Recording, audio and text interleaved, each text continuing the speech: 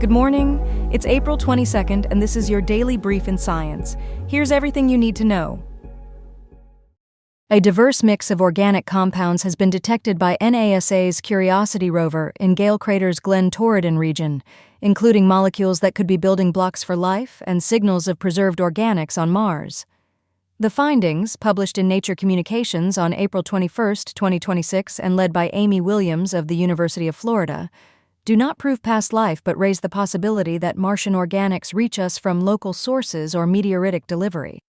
The study uses evolved gas analysis with the SAM instrument and tetramethylammonium hydroxide, identifying high molecular weight organics up to MZ537 and compounds such as benzene, toluene, methylbenzenes, naphthalene, and methylnaphthalene, with detector saturation noted during analysis.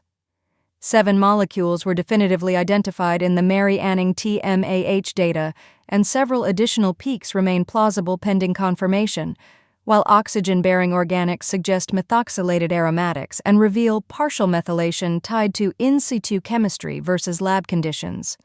The work underscores cautious interpretation and highlights that organic signals could originate from Martian indigenous sources or meteoritic delivery, not solely from past life. Analysts say the results could influence funding directions in space exploration, biotech, and related space tech sectors, as interest in Mars research remains strong and multi-stakeholder.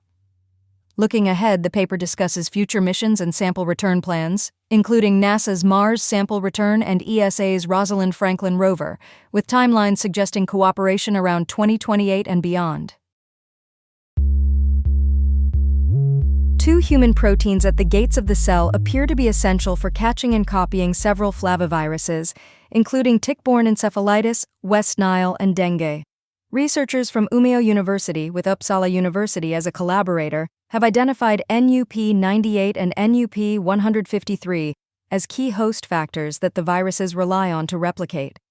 This challenges the idea that antiviral strategies must stay tied to viral components alone and points toward targeting stable host factors instead. The work shows nucleoporins, typically at the nuclear pore, relocate to cytosolic viral replication sites during infection and may interact with viral RNA and proteins to drive replication. NUP98 is required for efficient replication of viral RNA, while NUP153 helps regulate viral protein production by binding a region of viral RNA between structural and non-structural coding sequences, aiding early infection. A collaboration identified a synthetic peptide that blocks NUP98's binding to viral RNA, dramatically reducing viral replication and signaling a viable host factor-targeted antiviral approach. The study, published in Nature Communications on April 8, 2026, emphasizes an interdisciplinary approach and supports pursuing host factor-based antiviral designs to combat flavivirus diseases globally. By focusing on stable host proteins, the research suggests potential for broad-spectrum antivirals with reduced risk of viral resistance, since the targets are less prone to rapid mutation. The findings open new avenues for therapeutics that focus on host-virus interactions rather than the viruses themselves. Overall, the work marks a paradigm shift in how flaviviruses hijack cells and points toward host factor strategies as a path to resilient antiviral options. A new tool from Oregon Health and Science University links individual tumor cells to patient outcomes using single-cell data, a breakthrough in how we predict cancer survival. OHSU researchers Tao Ren and Feiming Zhao lead SICA Survival, the first single-cell survival analysis that directly ties cellular activity to how patients fare, with AI powering the predictions. Published in Cancer Discovery, SICA Survival combines deep learning with survival analysis to model nonlinear relationships and uncover latent cellular features that influence prognosis. It uses single-cell gene activity from tumors to predict survival and to identify which tumor cell populations drive the outcome. The method highlights tumor heterogeneity, showing that high-risk cell populations can improve risk stratification and guide targeted therapies. It represents an interdisciplinary effort among computational science, cancer biology, and clinical disciplines at the Knight Cancer Institute, merging AI-based analysis with cancer research. Validation on melanoma and liver cancer datasets shows C-sex survival outperforms standard survival analyses and reveals immune and tumor cell states linked to survival differences and immunotherapy responses. Beyond prognosis, the tool supports drug development and biomarker discovery by pinpointing cellular drivers of survival disparities and potential therapeutic targets. The study notes C-sex survival is not yet in clinical practice, but the software is openly accessible as open source with tutorials on GitHub, Zenodo, and CodeOcean to enable rapid validation and broader adoption.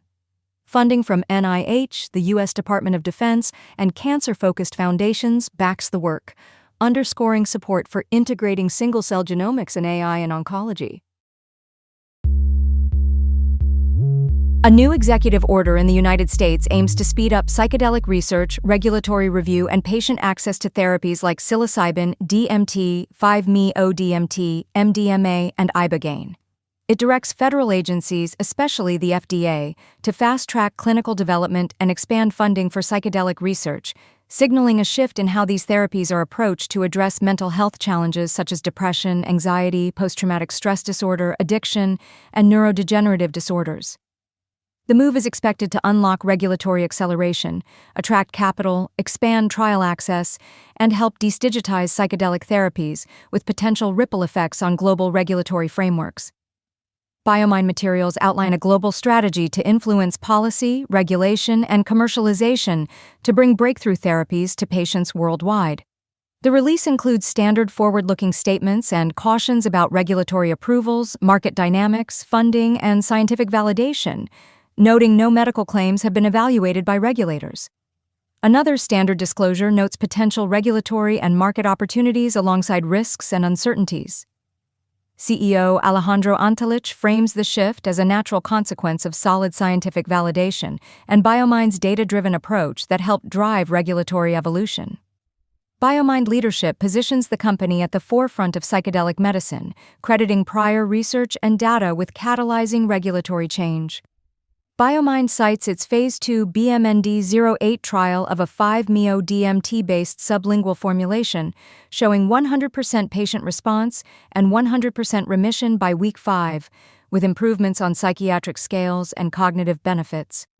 A correlated Phase 2 study in Alzheimer's-related depression and anxiety reports the same 100% response and remission by week 5, with significant psychiatric and cognitive improvements. BioMind's platform integrates proprietary drug candidates, delivery technologies, and a global clinical network to position psychedelic therapies for mainstream, first-line use in CNS disorders. This platform aims to scale psychedelic therapies into standard care, leveraging global networks to broaden access for mental health and CNS conditions. A shift to industrial electrification could reshape both decarbonization and economic security, but the path hinges on policy and infrastructure as much as technology. The latest findings show electrification is technically viable at scale, with advances like BASF's industrial heat pumps and Thailand's local heat battery demonstrating practicality and growth potential. Yet major barriers remain: pricing distortions, limited grid capacity, slow permitting, and a lack of anticipatory grid investments demand policy reforms and targeted infrastructure spending to unlock widespread deployment. Technologies such as electric heat pumps, resistance heating, electric boilers, and thermal storage are commercially ready, but electricity-gas cost differentials require stronger market incentives and carbon pricing.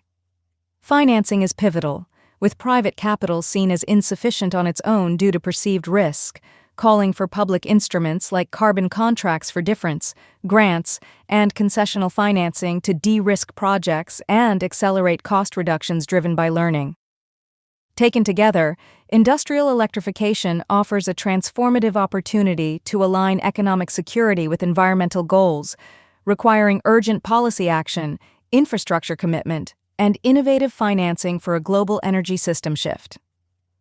A major study, High Voltage from Oxford, synthesizing 1,600 scenarios, concludes that up to 90% of industrial energy demand could be electrified with current and emerging technologies if policy moves fast.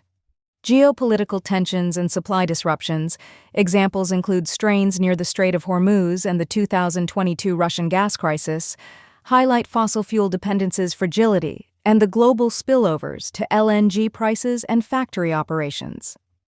Repeated fossil fuel shocks underscore the unsustainability of the current energy system and the need for a systemic transformation of industrial energy infrastructure.